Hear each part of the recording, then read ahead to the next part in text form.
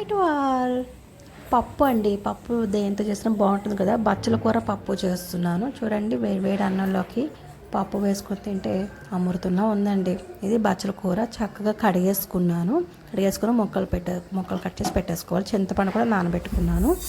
అలాగే కుక్కర్లోని పప్పు ప్లస్ టమాటా వేసేసుకొని 3 విజిల్స్ మాత్రమే వేసి పక్కన పెట్టుకున్నాను. ఇప్పుడు తాలింపండి.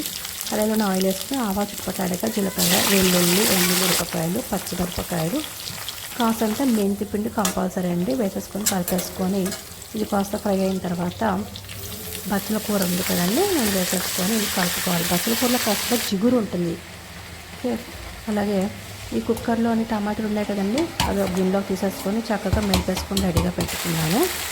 ఈ బచ్చల కూరలోని రుచికి సరిపడా ఉప్పు, పసుపు, కారం వేసేసుకొని చక్కగా కలిపేసుకొని ఫ్రై లాగా చేసేసుకోవాలి. అప్పుడే కాస్త జిగురు తగ్గుతుంది, పచ్చివాసన కూడా ఫాస్ట్గా పోతుంది.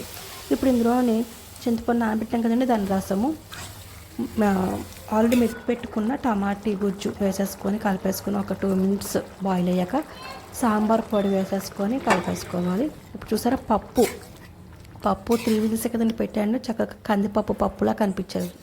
అది కూడా వేసేసుకొని మరీ ఫాస్ట్గా కలుపుకుండా కొంచెం నిదానంగా కలుపుకుంటే పప్పులా ఉంటుందండి.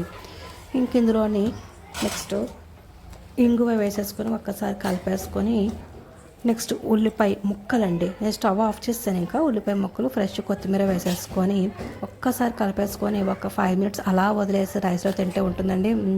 నచ్చింది మరి ప్లీజ్ లైక్ చేసి